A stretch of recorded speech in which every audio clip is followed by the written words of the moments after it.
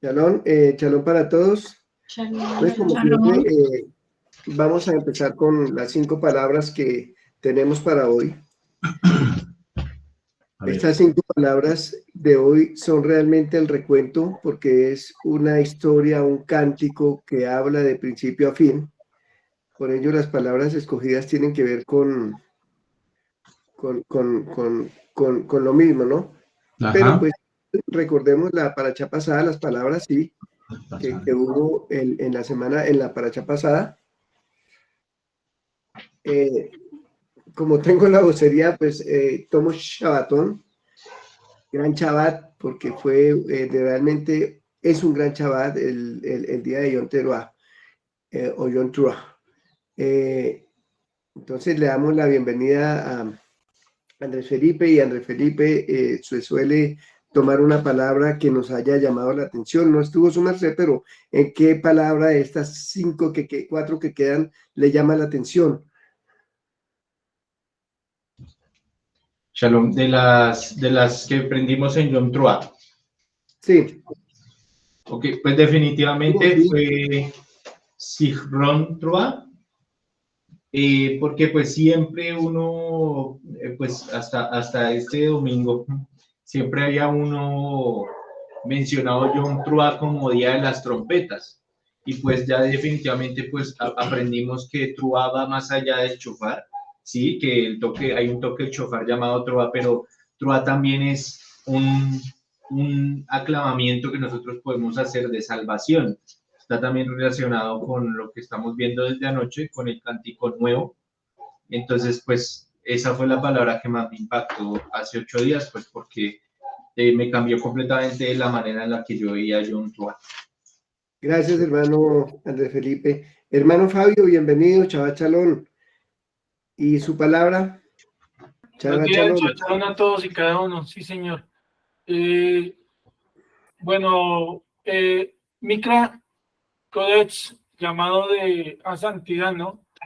Porque realmente lo que estamos llamados todos, pero a mí me llegó también ahí el mensaje de que es un llamado constante. Amén. Hermana Nifa, buenos días. Nifa, buenos días, que el Eterno la bendiga. Shabbat Shalom. ¿Su merced tiene una palabra para hoy? Shabbat Shalom, hermanos.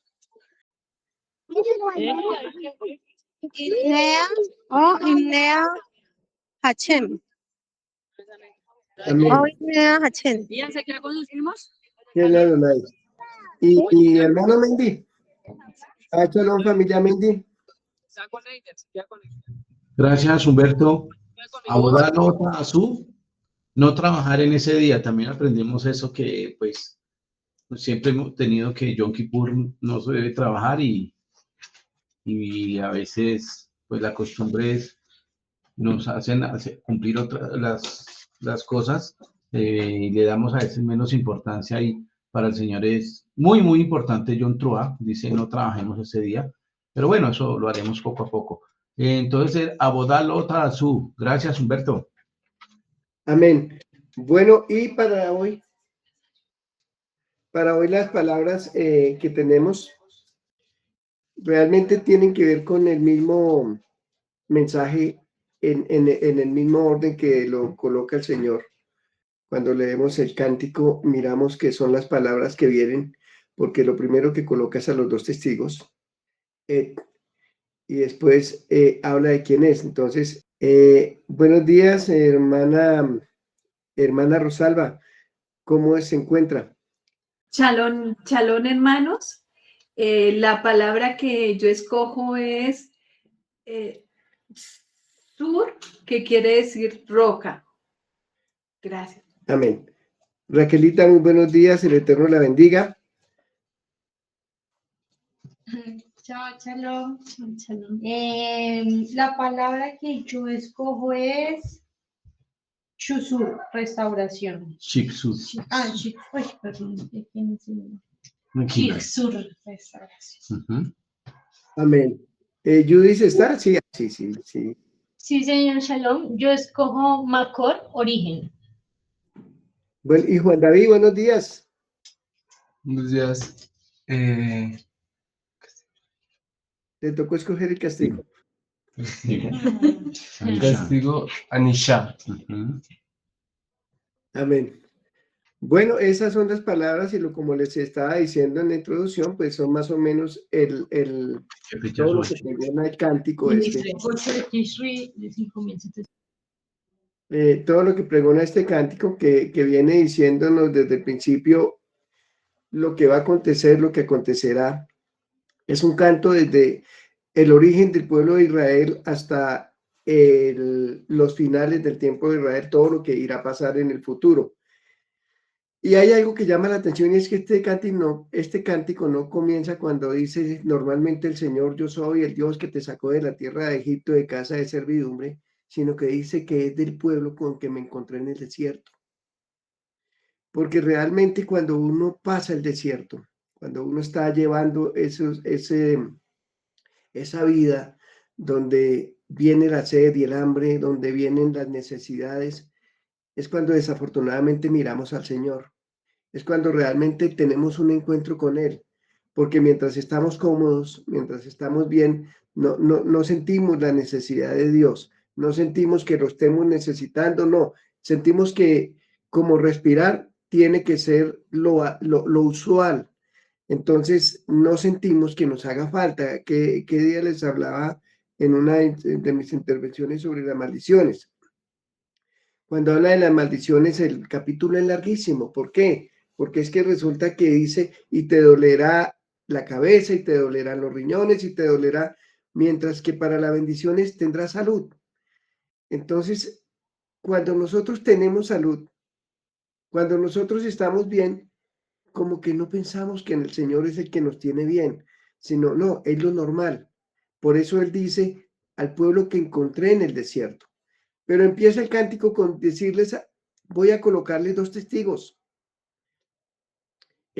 La diapositiva que viene dice, empieza con la palabra que dice, escuchad, cielos, y hablaré, y oiga la tierra los dichos de mi boca. Así no shamayim va a deber beshma a ares imreifi. Estos no es, pues unos comentarios que no, que es que les hablaba a los arcángeles en el cielo y a los no sé, no, aquí está diciendo, escuchad cielos y hablaré tierra, los testigos que siempre el Eterno coloca contra el pueblo de Israel, los testigos que siempre el Eterno ha dicho, no pasarán hasta que todo se haya cumplido. Y después de que todo se haya cumplido, entonces ahí sí tendremos cielo nuevo y tierra nueva. ¿Por qué? Porque un cielo nuevo y una tierra nueva no pueden juzgarnos porque no fueron testigos. Son testigos el cielo y la tierra que en este momento está. Y en esta composición nos habla de la historia de las relaciones entre el Eterno e Israel y al resultar en el alegato acusatorio contra el pueblo elegido, que no ha sabido corresponder a las bondades del Eterno. ¿Qué le dice el Eterno? Hágalo en cántico, enséñelo, como lo pudimos leer. ¿Para qué? Porque es que los cánticos nos los aprendemos. Entonces, por eso la Torá se canta. Por eso el pueblo de Israel canta sus oraciones. Cantamos todo. ¿Para qué? Para que se nos vaya quedando. Porque nos aprendemos una canción fácil. En películas que uno ve de los Estados Unidos, de la gente que quiere su ciudadanía, les enseñan cantando para que cuando les pregunten ya sepan.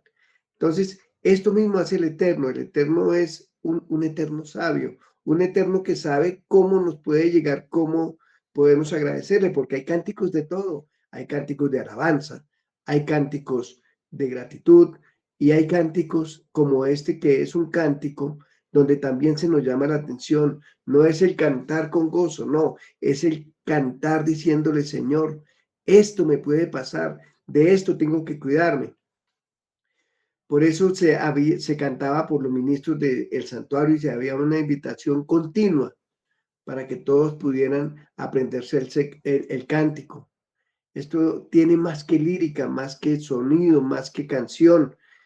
Tiene realmente el aprender la providencia con el Señor. Hay algo que me llama la atención, es que cuando cantamos nosotros nos transportamos. Hay canciones que nos agradan. Hay canciones que nos transportan a una relación con el Señor, a decirle, Señor, gracias, porque tú estás ahí. Hay canciones que nos llenan tanto, que nos sacan lágrimas, que nos hacen llorar, que nos tocan el sentimiento de saber que el Señor está ahí. Entonces, todo esto tiene que ver con el cántico que el Señor le dice, porque acordémonos que cuando llegan al mar también, María toma los panderos y empieza a cantar, a hacer cánticos y a hacer danzas. Miriam, ¿no? Y siempre tenemos varios cánticos dentro de la Biblia, pero el canto de Débora, el canto de liberación, pero este es un cántico de acusación también, un cántico donde el Eterno le dice al pueblo todo lo que va a pasar por causa del mismo pueblo.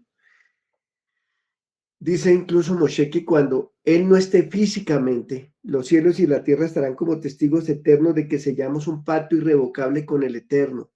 Los pactos con el Eterno no son mientras, como nos quieren enseñar de pronto. Yo hago un pacto con Dios y entonces yo tengo esto y le doy esto al Señor, y después de que yo le dé esto al Señor, el Señor tiene que hacer esto por mí. No, así no son los pactos con el Eterno. El Señor no es nuestra lámpara de Aladino. El Señor es un Dios de respeto, un Dios en el que nosotros tenemos compromiso serio y compromiso de por vida. Cuando dice la tierra, cuando dice el versículo que leímos la semana pasada, he aquí pongo delante de ti la vida y la muerte, la bendición y la maldición. Dice, escoge pues la vida para que vivas. En ese momento en que escogemos la vida, ya no tenemos el libre albedrío, ya escogimos. El libre albedrío viene hasta cuando nosotros no hemos escogido, pero cuando ya decidimos seguir al Eterno, no es que el libre albedrío es, no, hoy no lo sigo, mañana sí, hoy voy a descansar, mañana no. El libre albedrío nos permitía escoger por nosotros, por el Eterno o por el mundo. Cuando decidimos por el Eterno, tenemos un compromiso serio y de por vida. ¿Por qué? Porque es que además, para meternos a este libre albedrío, para escoger por el Eterno, hubo la sangre de Yeshua HaMashiach para que nosotros pudiésemos entrar, para que nosotros pudiésemos realmente tener esa dulzura de la salvación. Entonces, por eso es que Moshe coloca a los cielos y a la tierra, porque son para siempre, porque son constantes, inmutables. Y así también, constante e inmutable debe ser nuestra lealtad a la Torá y al Eterno. Los cielos representan nuestra esencia espiritual y la tierra nuestro ser físico. Ambos deben actuar en consonancia para cumplir la voluntad del Eterno. Moshe escogió a los cielos y a la tierra para que testificaran, porque tal como el pacto es eternamente obligatorio y nunca se puede romper, así también el cielo y la tierra son eternos y pueden tomar medidas punitivas. Los cielos pueden retener la lluvia, la tierra puede retener su fruto y hacer de nuestra habitación un lugar oscuro e inhóspito. Y si alguien conoce esto, sin duda es el pueblo judío, el que realmente ha visto todos los castigos que el Eterno habló en donde nosotros lo leemos en Vaikra 27 y en Deuteronomio 28. Muchas veces hemos visto y hemos sentido nosotros aún en este tiempo cuando el cielo se llena de bronce y la tierra se llena de hierro, cuando realmente no vemos fruto ni vemos lluvia.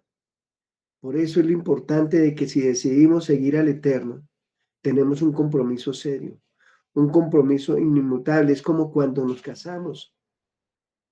Cuando nos casamos con el fin de pasar nosotros el resto de nuestra vida con esta persona. No es por tiempo, no es mientras estemos bien, no. El testimonio que cuenta la hermana Lucía duele por eso, porque es que la ilusión no se acababa en el momento del primer problema o el tercer problema, no. Es eso, nosotros no nos comprometemos con el Eterno mientras me vaya bien. Nosotros tenemos un compromiso con Él por el resto de nuestras vidas, para que nuestros cielos no se vuelvan de bronce ni nuestra tierra se vuelva de hierro. Nuestros sabios preguntan, ¿por qué Moshe proclamó Asinu? Escuchen, antes de Adebarai, hablaré. Y esta respuesta nos hace reflexionar. Las palabras del Eterno solo encuentran lugar en nuestro corazón si deseamos escucharlas. Si nos empeñamos en cerrar nuestros oídos y nuestra mente, y entonces el mensaje del Eterno no es en vano. El Eterno nos manda llamados de atención, pero escucharlo no depende solo de nosotros. Por eso Moshe le dijo al pueblo, así no, escuchan, abran sus mentes y sus corazones, y solo entonces dijo Adabera, hablaré. Y empieza a decir en la siguiente diapositiva, dice, gotee como llovizna mi doctrina, caiga como el rocío mi discurso, como viento de lluvia sobre el césped y como gotas de lluvia sobre la hierba.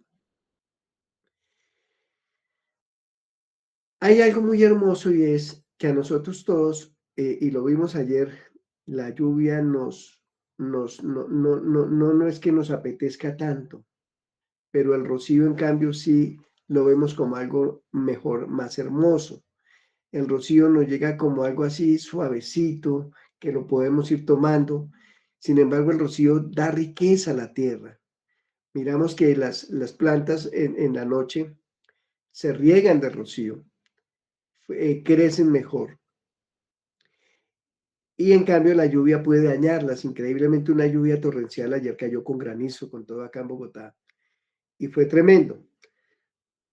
Asimismo, nosotros cuando escuchamos la palabra suavemente, cuando realmente la hacemos con entendimiento, como dice Asinu, primero abran sus mentes, primero abran su corazón y después sus oídos, entonces nosotros también empezamos a tener esa doctrina y empezamos también a dar frutos de salvación y de arrepentimiento.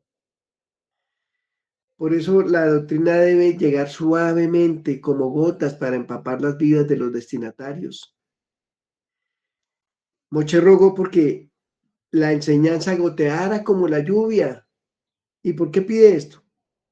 ¿Qué hay en la lluvia que sea tan especial como para que se compare la lluvia con el estudio de la Torá? Cuando llueve en la estación correcta, cuando debe llover, cuando viene la lluvia temprana y la lluvia tardía, el resultado son frutas, verduras muy deliciosas, muy buenas para comer. Porque la lluvia hace que crezcan los árboles y broten las flores. La lluvia puede convertir una tierra árida en un bello jardín. Pero para que la lluvia pueda brindar ese maravilloso crecimiento de transformación, la tierra primero debe ser cultivada, debe ser preparada, trabajada, fertilizada, y se deben sembrar muy buenas semillas. Por eso el campesino escoge muy bien la semilla, no lo primero que llega. Las mejores semillas son las que se siembran. Lo mismo pasa con la Torá, para que eche raíces en nuestro corazón, para que puedan ser transformadas en un magnífico jardín repleto de frutos jugosos, de vegetales nutritivos y de bellas flores. Tenemos que cultivar nuestros corazones y nuestras mentes y sembrar ahí semillas de fe y amor. La lluvia cae en una tierra yerma, solo en una tierra que está yerma, que no está preparada, que produce barro. Y la lluvia que cae sobre concreto forma un charco. Así también para que la Torá pueda transformarnos y elevarnos, debemos abrir nuestros corazones y nuestras mentes y convertirlos en receptáculos adecuados para recibir la sagrada palabra del Eterno. Todos conocemos la parábola del buen sembrador. La semilla estaba muy buena, pero si no se siembra sobre buena tierra, si no se siembra sobre realmente un espíritu dispuesto a obedecerlo, dispuesto a hacer lo que el Eterno quiere, la semilla se puede perder. La semilla puede caer sobre espinos o sobre rocas, porque la semilla era la misma. La semilla era la que estaba lista para dar el mejor fruto. Pero si la tierra que tenemos no está bien, no nos va a dar buen fruto, porque no depende de la semilla es la misma, depende de nuestra disposición para que esa semilla dé fruto, para que estemos bien fertilizados en nuestros corazones. ¿Qué dice Isaías 55, 10 y 11? Está en la diapositiva que sigue y dice: porque como desciende de los cielos la lluvia y la nieve y no vuelven allá, sino que riega la tierra y hace germinar y producir y da semilla al que siembra y pan al que come, así será mi palabra que sale de mi boca, no volverá a mí vacía, sino que hará lo que yo quiero y será prosperada en aquello para que la envíe. Así como cuando hay lluvia y la tierra y la tierra se vuelve seca, perdón, me confundí. Así como cuando no hay lluvia, la tierra se vuelve seca y árida. De la misma manera, cuando nosotros nos alejamos del Eterno, nos volvemos secos, nos volvemos áridos. Cambia nuestro vocabulario totalmente. Es por eso que la palabra dice: por sus frutos los conoceréis. ¿Qué tipo de frutos tenemos nosotros? Tenemos unos frutos dignos de bicurín, de decirle: Señor, estas son mis primicias. O Señor, qué pena, pero es que este fruto está un poquito magullado. ¿Será que nosotros tenemos unos frutos muy hermosos para darle al Señor? ¿O nos van a salir todas las guayabas con gusanos? Depende de nosotros. Depende de cómo queremos una relación con el Eterno. Si realmente estamos viviendo Torá, si realmente estamos llevando Torá, compartiendo Torá, o realmente estamos recibiendo en Shabbat un poquito y distraídos. Y yo no tengo problema con el Eterno y entonces prefiero. Es tremendo porque lo que les cuento, el compromiso es un compromiso serio, es un compromiso para el resto de la vida, es el matrimonio con el Eterno. Por eso es que nosotros debemos dar los mejores frutos, porque si damos los mejores frutos es porque nos llegó la lluvia temprana y tardía, que utiliza la palabra para hablarnos de la lluvia en su tiempo. Y cuando hablamos de la lluvia temprana y la lluvia tardía con respecto a Yeshua HaMashiach, estamos hablando del derramamiento del Ruach HaKodesh. Y estos términos están relacionados con las lluvias anuales de Israel, donde estaban los dos tipos de lluvia en una tierra desértica, que da los mejores frutos del mundo. El Ruach HaKodesh, el Espíritu Santo, es la lluvia temprana. Y el Espíritu Santo es la lluvia tardía. La profecía de la lluvia temprana fue cumplida por Yeshua HaMashiach en su primera venida, en la fiesta de Shavuot, en la fiesta de las semanas. Yeshua derrama el Ruach HaKodesh sobre sus discípulos que perseveran unánimes en oración y ruego durante 10 días en Jerusalén después de la resurrección. Cuando dice la palabra en Hechos 21, 47, dice: cuando llegó el día de Pentecostés o de Shavuot, estaban todos unánimes juntos y fueron todos llenos de Ruach HaKodesh, así que los que recibieron sus palabras fueron bautizados y se añadieron en aquel día como 3,000 personas. La profecía de la lluvia tardía que cae en la temporada de la cosecha es cuando viene Mashiach, y dice la palabra en la diapositiva que viene y dice: y verán al Hijo del Hombre viniendo sobre las nubes del cielo con poder y gran gloria, y enviará a sus ángeles con gran voz de trompeta, y juntará a sus escogidos de los 4 vientos desde un extremo del cielo hasta el otro. Esto está escrito en Mateo 24, 30 y 31.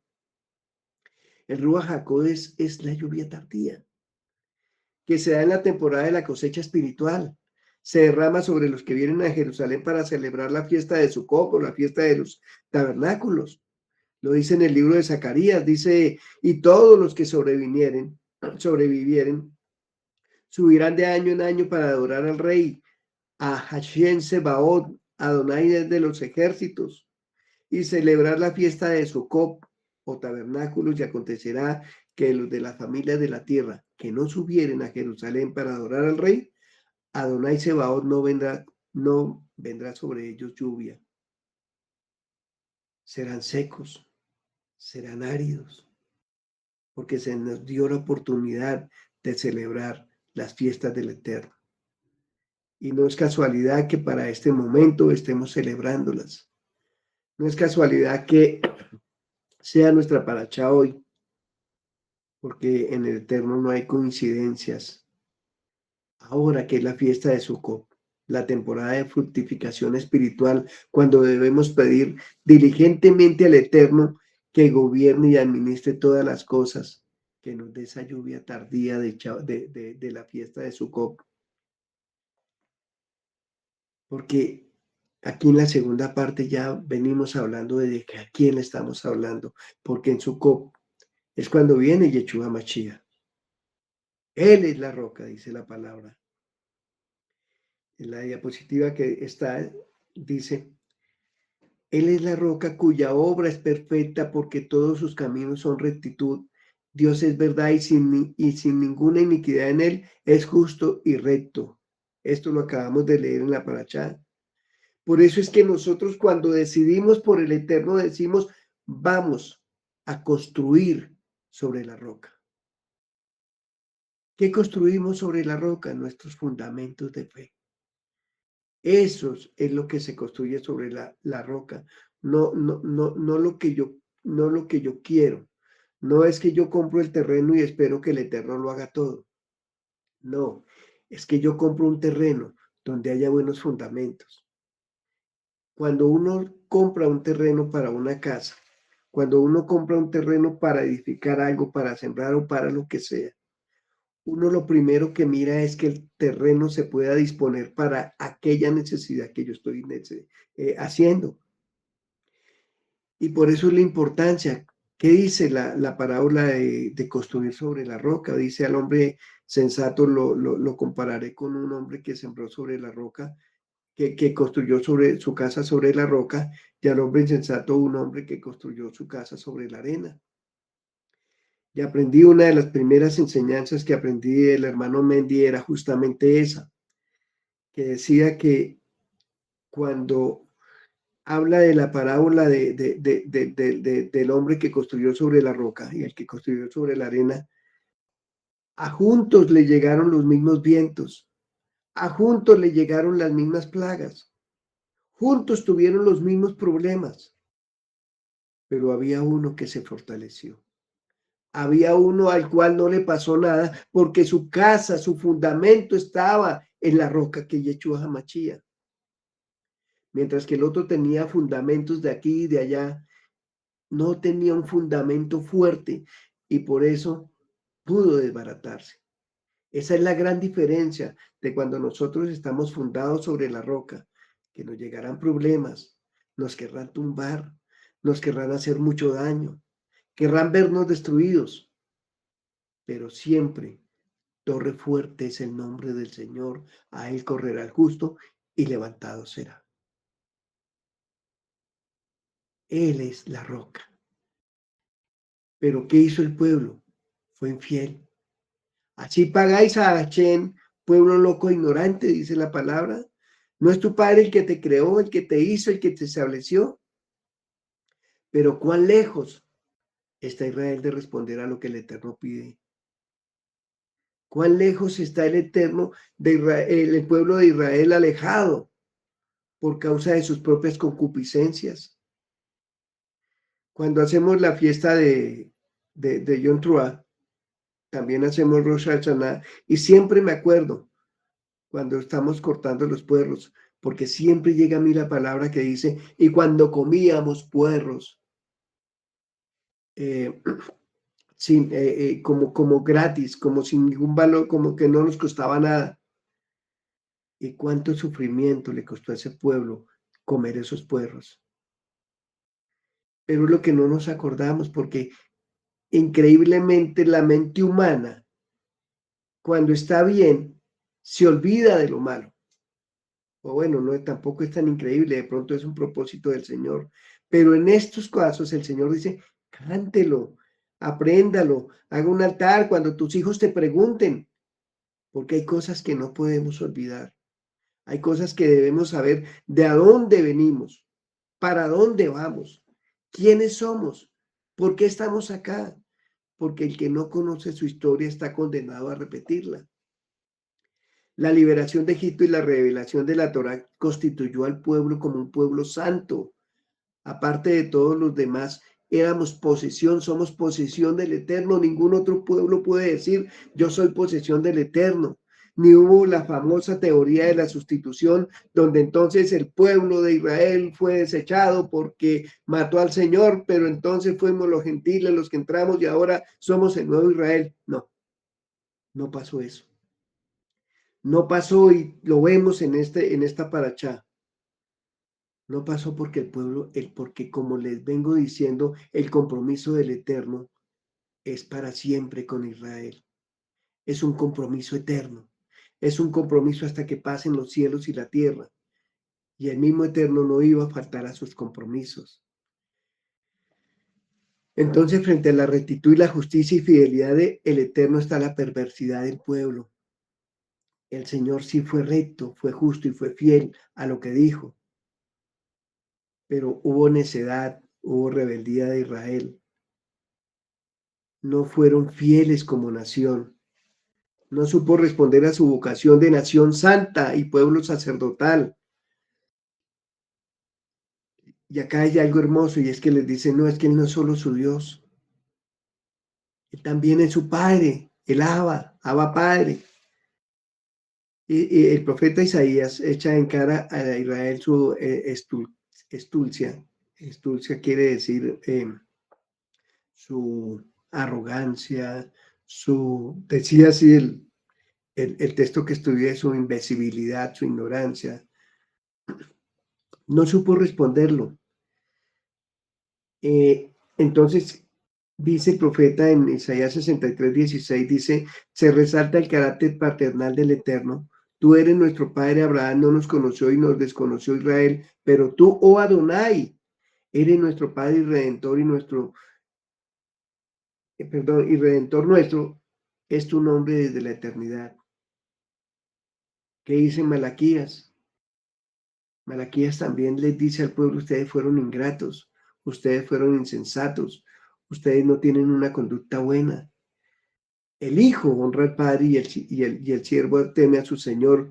Pues si yo soy vuestro padre, ¿dónde está mi honra? Y si soy vuestro señor, ¿dónde está mi temor? Larga historia de Israel desde Egipto constituye el mejor comentario de estas palabras desde que habla Moshe.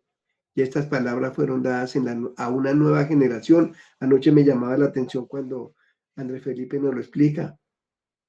Porque si bien vimos cuando la de Pinjas, que el pueblo era un pueblo que estaba santo porque era esa nueva generación que no había conocido pecado, aquí le está hablando también a esa nueva generación, a la que supuestamente conocía al Eterno porque empieza la palabra diciendo al que conocí en el desierto, a ese pueblo que empezó a andar conmigo en el desierto, a ese pueblo.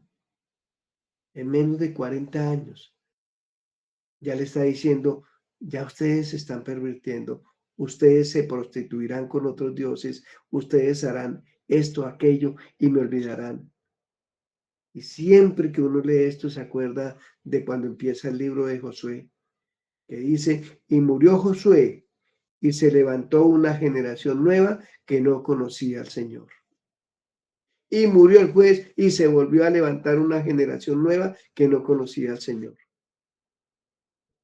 Por eso es que nosotros estamos dando palabra a las nuevas generaciones, para que no nos olvidemos del Dios real, no el Dios que nos quiere mostrar de acuerdo a mi necesidad, sino de acuerdo al Dios real, al que nos habla, al que nos pide que guardemos Torá, al que nos hace un pueblo diferente, un pueblo que realmente llame a celo a su pueblo. Y para eso volvemos a decir, ¿qué se necesita? Saber de dónde venimos. Y por eso Moche lo dice, y en la diapositiva que viene dice, recuerda los días de antaño, considera los años de las edades pasadas, pregunta a tu padre, él te informará. A tus ancianos, ellos te dirán, cuando el Altísimo dio a las naciones sus hogares y fijó las divisiones de la humanidad, fijando los límites de los pueblos en relación al número de Israel. Y aquí hay algo muy hermoso que voy a hablar, y es cuando el Eterno fija los límites de los pueblos y dice que le da tierra a cada uno, está hablando de que no solo le dio tierra a Israel, sino le dio tierra a cada uno en todo el mundo. Una vez escuché una predicación de alguien que dijo, el Eterno es tan fiel que siempre hay comida para toda la humanidad. Fue por la intervención del hombre cuando empezó a dañarse todo esto. Fue por la intervención del hombre cuando se empezó a dañar el propósito de Dios. Lo vemos aquí cerquita, dice un hombre al cual bajé su estudio, no tengo ahorita el nombre. Dice, uno de los principales factores que contribuyen al sufrimiento en todo el mundo es la distribución desigual de la tierra y sus recursos. El 2% de los adultos más ricos del mundo posee más de la mitad de la riqueza global de los hogares. Y cita a este hombre, El Salvador. Aunque la tierra fue redistribuida, hubo una reforma agraria en el país del Salvador en 1992, hace apenas 30 años. No se hizo de una manera equitativa. La gente más pobre tuvo las tierras más bajas, que son más propensas a inundaciones, mientras que los más ricos conservaban la tierra, conservaban el país fértil, perpetuando las desigualdades económicas de El Salvador. Por eso Moshe invita al pueblo a mirar hacia atrás, a los orígenes. Antes de que Israel existiera como nación, cuando el Eterno preparaba la formación de su pueblo. Los padres, los ancianos eran testigos de la tradición y podrían decirle a la generación presente que no sabían lo que ellos sí sabían de los orígenes de cuando el Eterno distribuyó la tierra. Por eso es que Ezequiel 19:5 dice, todos los pueblos son del Eterno, pues Él los creó, pero Israel es su escogida heredad. Y para Él escogió entonces la tierra que fue destinada, la tierra que desde tantos siglos antes había prometido a los patriarcas para dársela a sus descendientes. Esta predestinación es la primera muestra de amor paternal del Eterno hacia Israel. Y tengamos una cosa en cuenta, que no fue como cuando se repartió la tierra en El Salvador, que se le dio la mejor tierra a los ricos, a los privilegiados. No, aquí el Eterno no le da la mejor tierra a Israel. No es la tierra de la media luna fértil la mejor tierra que hay en el mundo. Le dio una tierra árida y le dio una tierra seca para que Israel supiera de quién dependía. No es la mejor tierra, sin embargo, es la tierra más añorada. Por ella pelean 3 religiones.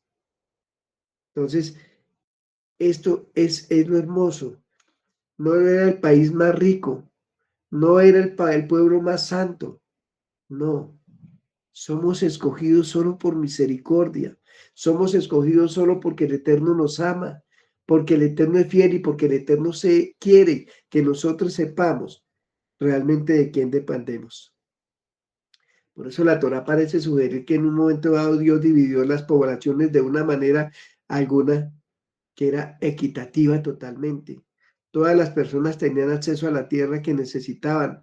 Todo esto tiene consonancia con nuestra fiesta del jubileo, que 2 veces en un siglo exige que los israelitas devuelvan la tierra que no es de ellos, que devuelvan la tierra que el Eterno no les asignó, que si la tuvieron porque el hermano cayó, porque no pudo, no es a perpetuidad, únicamente hasta el jubileo.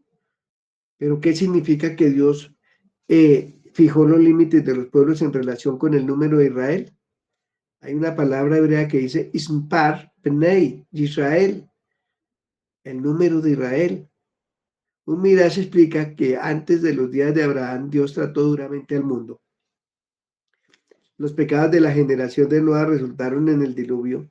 La generación que construyó la torre de Babel se dispersó por todo el mundo, lo que provocó la proliferación de las lenguas. Los pecados de Sodoma y Gomorra fueron respondidos con fuego y azufre, y según el Midrash, cuando Abraham vino al mundo, el Eterno cesó los castigos, los cataclismos y estableció castigos de otros pueblos en relación de la presencia de Israel con el mundo. ¿Qué quiere decir esto más o menos en lo que yo puedo entender?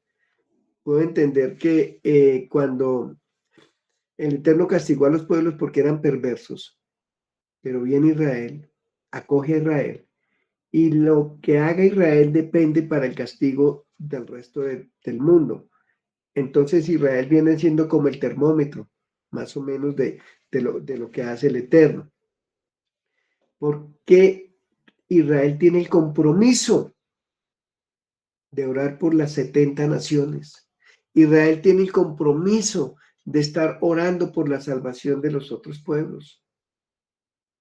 Por eso es tremendo cuando se ataca al que está clamando por nosotros.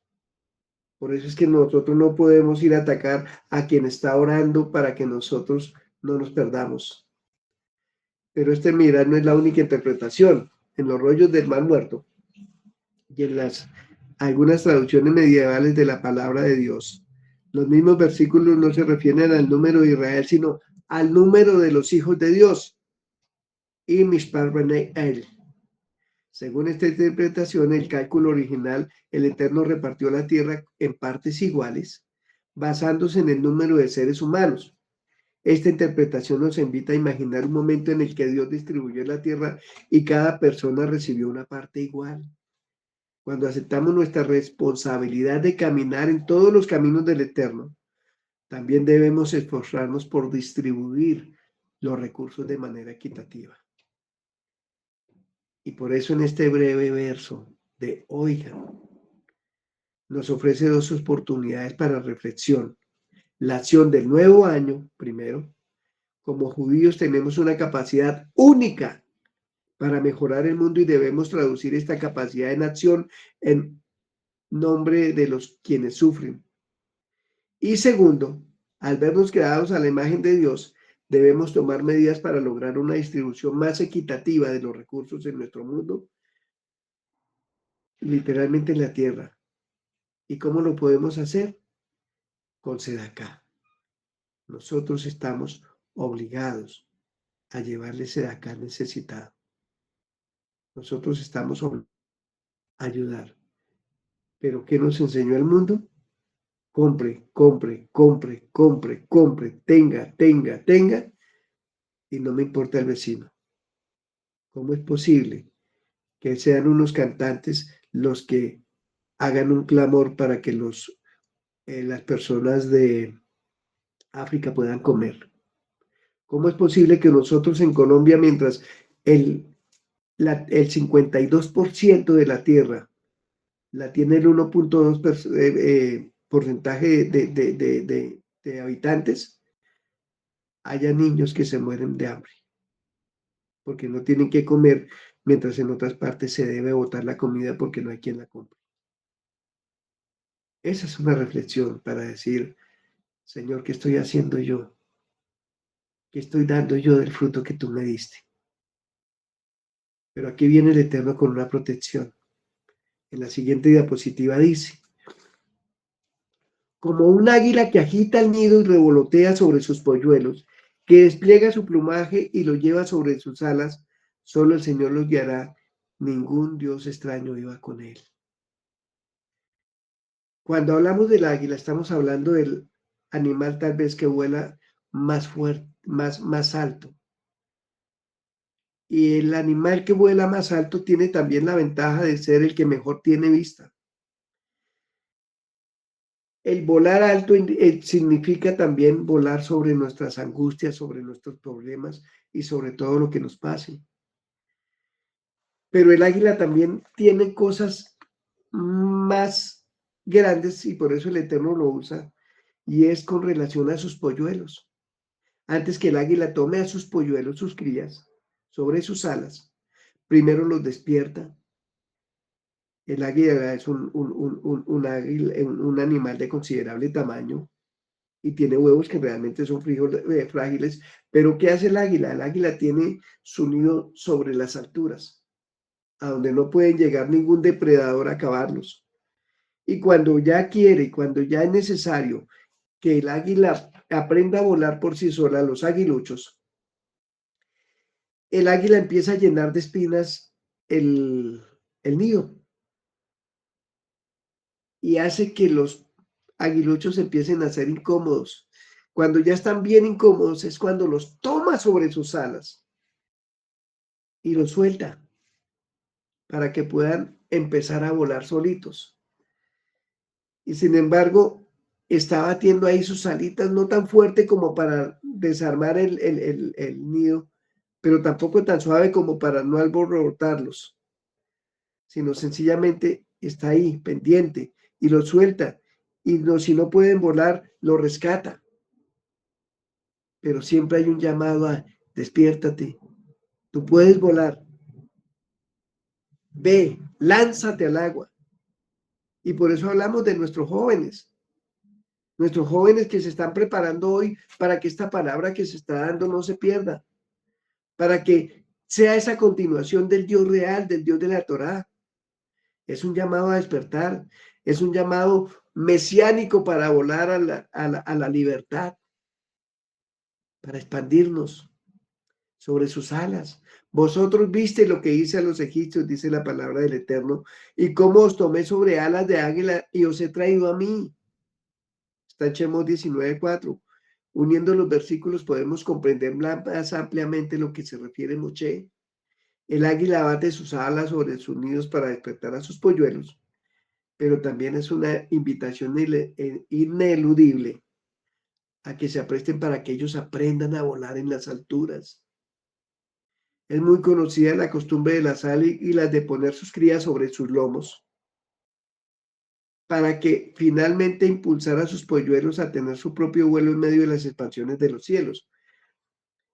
Pero cuando el Eterno es el que nos coloca sobre sus lomos, no es solo para que aprendamos a volar, sino que el águila coloca a sus polluelos sobre sus lomos porque es que ahí no llegan las flechas de los enemigos, no llegan los dardos de los enemigos y no llegan los enemigos a hacernos mal.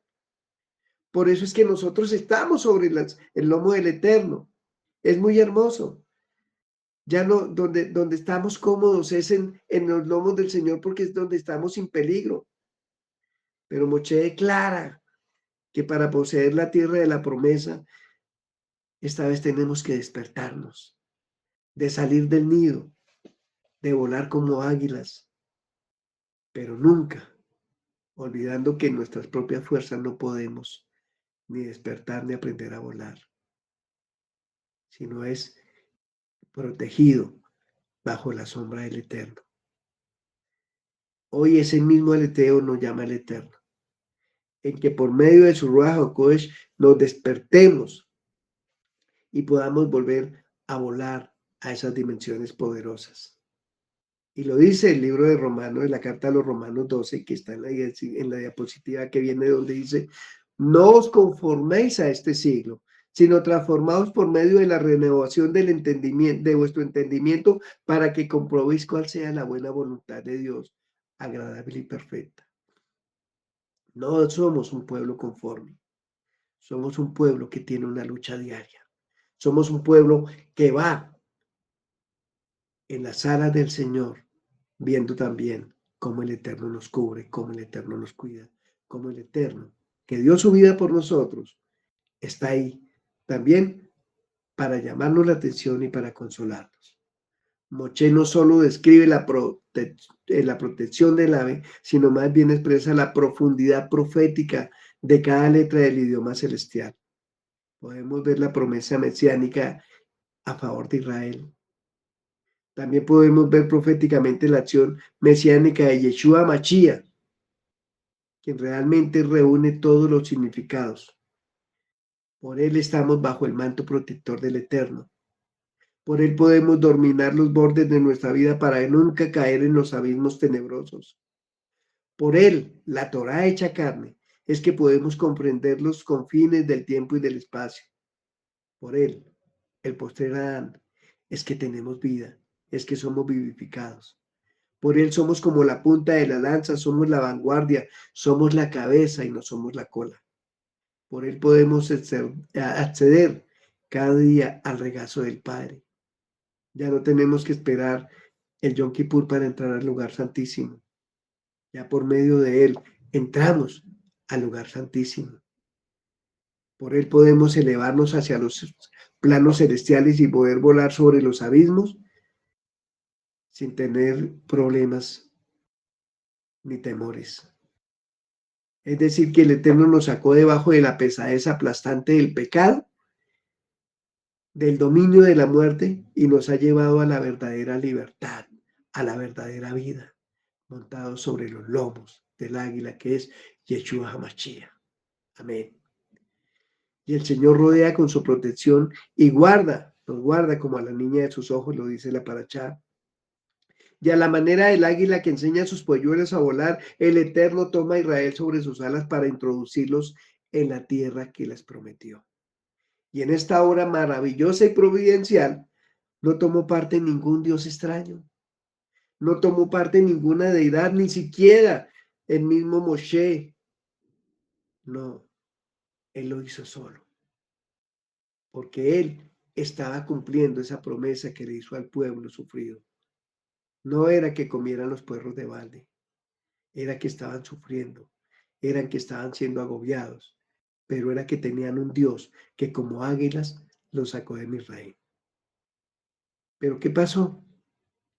Viene la parte donde el pueblo empieza a hacer lo malo.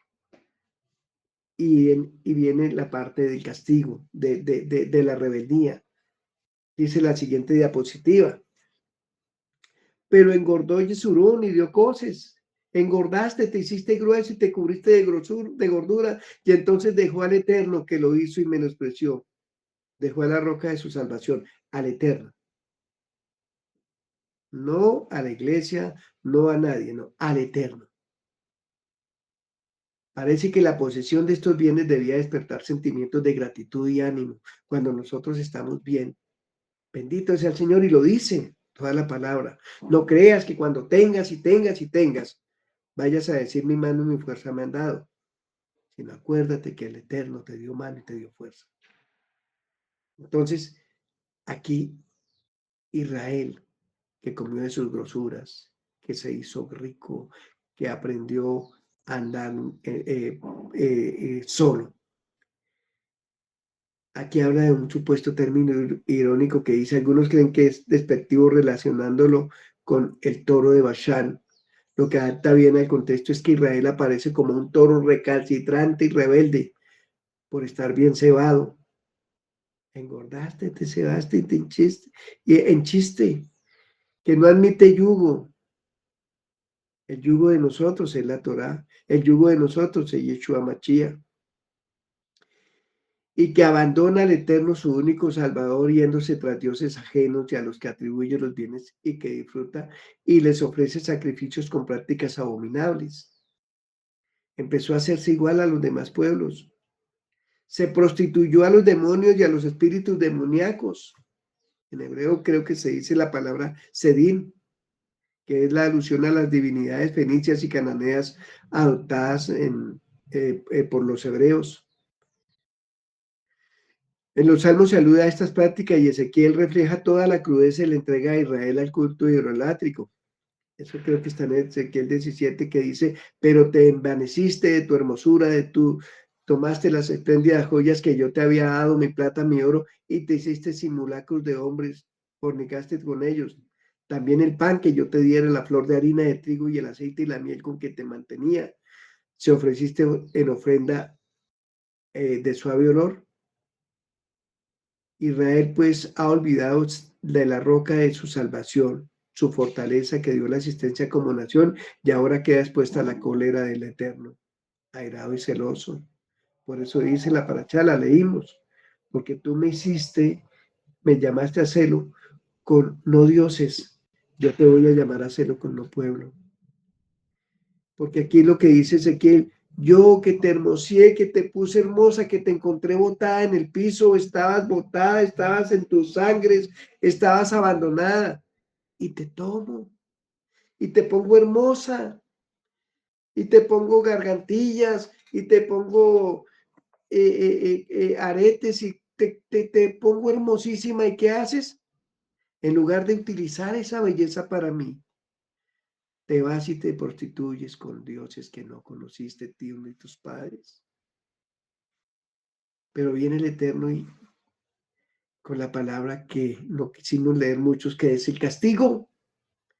La siguiente diapositiva dice, y vio a Adonai y se encendió en la ira por el menosprecio de sus hijos y de sus hijas, y dijo, esconderé de ellos mi rostro, veré cuál será su fin, porque son una generación perversa e hijos infieles. A tal vista de tal conducta, ¿qué va a hacer el Eterno de Israel? Que le ha colmado de beneficios, que les ha dado todo, y se alejaron. Yirmiyahu lo describe, cómo era la idolatría en ese pueblo, hasta dónde llegó la perversidad. Dice Jeremías, aún,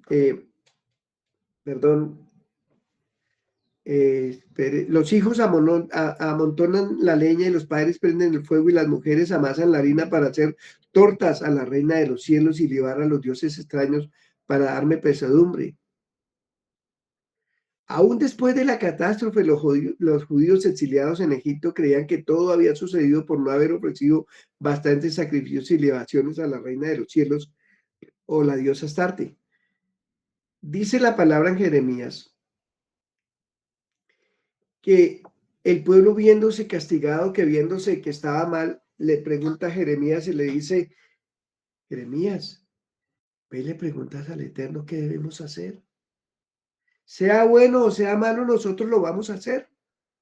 A Jeremías viene y les dice el Señor que no salgan de la tierra de Israel, que no vayan a Egipto, que Él va a estar ahí. Pero como este pueblo estaba asustado en ese momento porque estaba siendo invadido, entonces dicen, no, Jeremías, no, esa palabra que tú nos das no es de Dios. No, eso se la dijo su amigo Baruch, no. Nosotros estamos perdidos porque es que realmente no hemos dado los suficientes sacrificios a la reina de los cielos y entonces vamos a dar sacrificios a la reina de los cielos y nuestros maridos están con nosotros, dijeron las mujeres. Y a veces creemos que es la reina de los cielos la que nos va a salvar, que es nuestro fetichismo, que es nuestro amuleto. Y no escuchamos la voz de Dios, porque sencillamente la voz de Dios no decía lo que yo quería escuchar. Y ese es nuestro gran problema con el Eterno.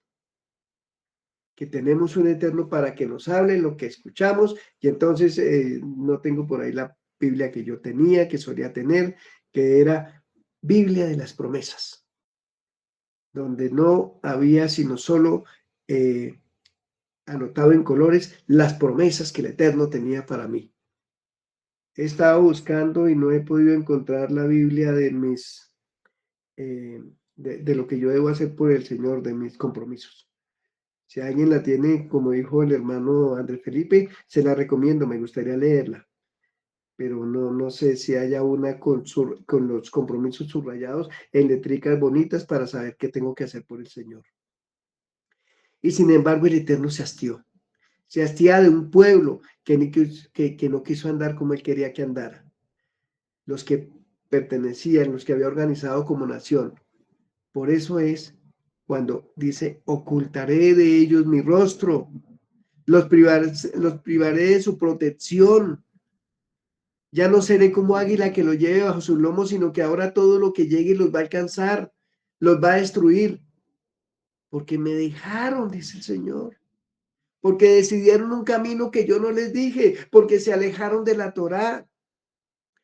Entonces la cólera divina actuará como fuego devastador que afectará a todo el país y a todas las clases sociales. La ira vengadora del Eterno llegará hasta las profundidades de la región tenebrosa. Los muertos en el Seol serán perseguidos para culparlos, aún en el Seol. La tierra será desolada con sus frutos y las saetas del Eterno, las epidemias, las enfermedades sembrarán la mortandad por donde quiera. El hambre y la fiebre, hasta las mismas fieras hambrientas, harán presa a un pueblo despavorido, a un pueblo que nada no tiene la protección de Dios, porque el pueblo decidió dejar a Dios. Pero el Eterno no solo quiere hacer esa justicia, sino también va a tomar a otro pueblo, pueblo que no es mi pueblo, hacerlo, y Él es el pueblo perverso que los va a castigar. Sin embargo, hay algo hermoso dentro de todo esto, y es que el Eterno nunca aniquiló totalmente a ese pueblo amado. Varias veces quiso hacerlo. Moche rogó varias veces diciéndole, Señor, por favor, no lo hagas. Pero el Eterno siempre tuvo ese remanente. Y la conducta de los vencedores, aquí pasó, ¿qué pasó? Que lo toman los pueblos otros. Y viene Israel a sus, se me va la palabra ahorita, a ser cautivos, a su cautividad. Han venido más o menos 3 o 4 cautividades para Israel, como consecuencia del pecado más grave, porque lo último que dice el Señor es que cuando el pueblo peque tanto, va a ser exiliado y tratado mal por otros pueblos. Y el pueblo sí realmente ha sido exiliado. Ahí por eso estamos viendo que es todo en la historia de Israel en este cántico. Pero a pesar de ser exiliado, a pesar de ser maltratado por los otros pueblos, el Eterno tiene misericordia del remanente de Israel, porque dice, y volverán a mí, y orarán, y se acordarán del Eterno su Dios, y yo oiré.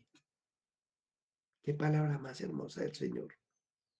Cuando estemos angustiados, cuando estemos afligidos, cuando hayamos dejado al Señor por nuestras propias causas, Él siempre va a estar esperando que nosotros le digamos, Señor, sí te necesito.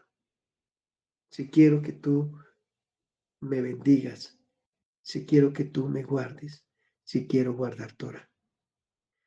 Por eso el obstáculo que pone el Eterno para poner en ejecución todas las amenazas que incluían la total devastación del país como nación. La conducta fue la conducta de los vencedores gentiles, los que él utiliza como instrumentos de justicia, le dice mi siervo, alguno, que habrían de creer que arrogantemente su victoria sobre el pueblo escogido se debía únicamente a la fuerza y no al poder punitivo del Eterno. No porque el Eterno los entregó, sino porque ellos fueron más fuertes. Y lo dice en la palabra, dile a tu rey que no es ese Dios a quien tú oras el que te está salvando ni el que estás cayendo. No, es por el poder de mi rey, de Senacarit. Es porque él tiene fuerza, porque no hay un Dios que se haya metido contra este hombre. Y por eso el Eterno contesta. No, no fue contra él. No fue contra el rey que habló, fue contra mí. Y por eso el Eterno es el que hace venganza de Israel.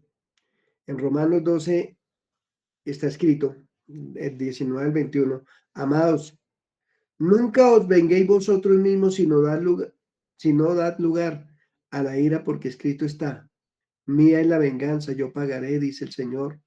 Pero si tu enemigo tiene hambre, dale de comer, y si tiene sed, dale de beber, porque haciendo esto, carbones encendidos amontonará sobre su cabeza. No seas vencido por el mal, sino vence con el bien. El Eterno se sirve de las naciones gentiles como ministros de justicia, pero éstas no creen que lo sean. Obran llevadas por sus malos instintos. Por eso la justicia divina tiene que venir sobre ellos cuando llegue el día.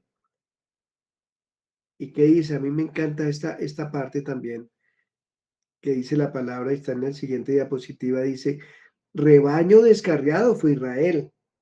Leones lo dispersaron, el rey de Asiria lo devoró primero. Nabucodonosor, rey de Babilonia, lo deshuesó después. Por tanto, así ha dicho Hashem Sebaot, Dios de Israel. Yo castigo al rey de Babilonia y a su tierra como castigué al rey de Asiria, y volveré a traer a Israel a su morada y pasará el Carmelo y el Basán, y en el monte de Efraín, y en Galaad se saciará su alma. En aquellos días y en aquel tiempo, dice Hashem, la maldad de Israel será buscada y no aparecerá, y los pecados de Judá y no se hallarán, porque perdonaré a los que yo hubiera dejado. Me llama la atención, no lo encontré, desafortunadamente lo estoy buscando, donde el Señor le dice a Babilonia es que Israel no quedó viuda. si viene el Eterno, cuidado nosotros cuando metemos nuestra mano, porque a veces creemos que es que este hombre está siendo castigado por el Eterno, por lo mismo tanto yo no voy a ayudarlo. Si el Eterno quiere que tú no lo ayudes, tú no lo vas a ayudar así tú quieras. Pero si dice la palabra en Romanos, si lo ves mal, si tu enemigo está mal, ayúdale, porque ascuas colocará sobre tu cabeza carbones encendidos. No creamos que tomamos el lugar de Dios porque el Eterno nos da lugar a venganza. Por eso el Eterno también dice, le iba a castigar por causa tuya, pero para no ver tu alegría preferí no castigarlo, porque no quiero que tú peques ahí levantándote y alzándote contra ellos.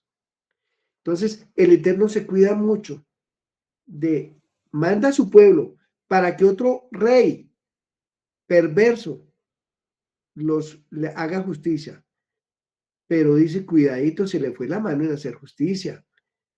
Tomaste justicia por tu mano y vas a caer en mis manos, porque como sea, por más que el pueblo se haya descarriado, sigue siendo el pueblo de Dios, sigue siendo el pueblo amado, sigue siendo el pueblo primogénito.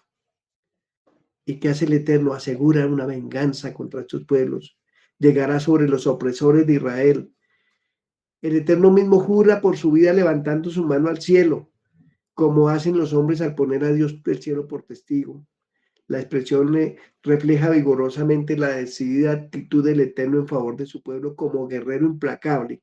Afila la espada de su justicia para hacer mortandad entre los enemigos de Israel. En su mano está el juicio o la decisión judicial sobre la suerte de estos que van a recibir su merecido por haber tratado mal a Israel, aún con el permiso del Señor. Por eso en los escritos proféticos es frecuente presentar la liberación de Israel de la cautividad de Babilonia como la gran revelación del Eterno a los gentiles, a los que invitan a unirse con el pueblo elegido para participar de los bienes mesiánicos. Nosotros también estábamos siendo destruidos, humillados, maltratados en el exilio cuando estábamos en el mundo, pero también el pueblo nos llama a gozarnos del pueblo en medio de su pueblo Israel, en medio de todas sus promesas, donde dirán también, buscarán en el pecado y no lo hallarán, porque de él eso también nos redime el Eterno. Y cuando ya termina su canción, su cántico Moché, invita solemnemente al pueblo al cumplimiento puntual de la Torá, como medio de asegurar que va a ser un pueblo siempre sobre la tierra, su prolongación, la prolongación de la existencia de Israel. Alguien preguntó, dígame algo que sepa que realmente Dios existe, que no haya sido destruido por el tiempo. Y le contestaron, el pueblo de Israel. Moisés sabía que el Eterno habría de cumplir sus promesas a pesar de las prevaricaciones reiteradas y pasadas y futuras de Israel. Y por la indicación divina subió al monte Nebo para contemplar el panorama de la tierra de promisión. El libertador de Israel tuvo que contentarse con el espectáculo sin poder pisar la tierra prometida en castigo de un misterioso pecado, por el pecado de no haberle dado la gloria a Dios. Pero este cántico también nosotros lo cantaremos. Rab Shaul, en la primera carta a los Corintios, leyendo la manera de los rabinos al acontecer del pueblo elegido en el desierto, decía, bebían en efecto de la roca espiritual que los acompañaba, roca que representaba a Yeshua Mashiach. De él se trata el efecto de nuestro cántico. Mashiach es el amén definitivo para la fidelidad del Padre a nosotros los hijos, que éramos degenerados y perversos, que pecamos contra el Eterno hasta matar a su enviado, a su unigénito. Así que hemos pagado el amor que el Eterno nos dio con nuestra desobediencia, con nuestro alejamiento de la Torá, porque somos desmemoriados, porque no nos acordamos de lo malo, pero hace también que nosotros seamos un pueblo real, parte de ese pueblo, un pueblo llamado a ser real sacerdocio, nación santa, pueblo adquirido de Dios. Dice la palabra, yo he dado a conocer a aquellos que tú me diste, yo te he dado a conocer a aquellos que tú me diste entre el mundo. Juan 17:6. Para que nosotros aprendamos a saber quién es y darle la gloria al Eterno. También nosotros como Israel corremos el riesgo de olvidarnos perennemente del Padre que nos ha creado, el olvidarnos que Él, su amor nos impulsa por caminos tortuosos y perversos que nos conducen a la muerte. Pero si no nos olvidamos, vamos a tener en Yeshua el amén definitivo, firme como la roca, a repetirnos continuamente que somos parte. Para Él somos preciosos como la niña de sus ojos. Y el cántico de Moshe volverá a ser cantado en los últimos tiempos.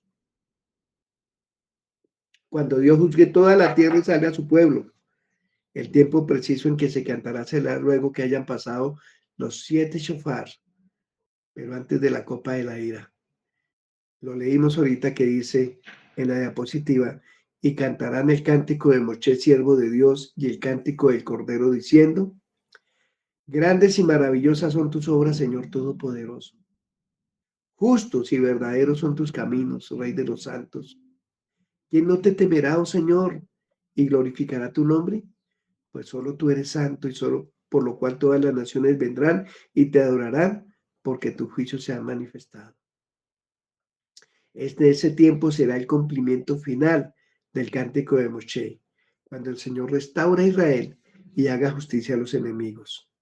También nosotros como Israel, que hemos corrido el riesgo de olvidarlo, también tenemos esa oportunidad de ser redimidos por la sangre del Cordero.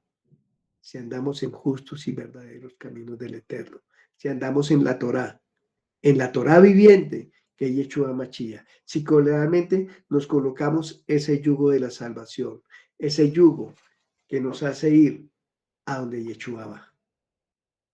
Esa era la palabra que teníamos hoy. Shabbat Shalom para todos, que el Eterno les bendiga. Gracias, Moremendi. Gracias, hermanos.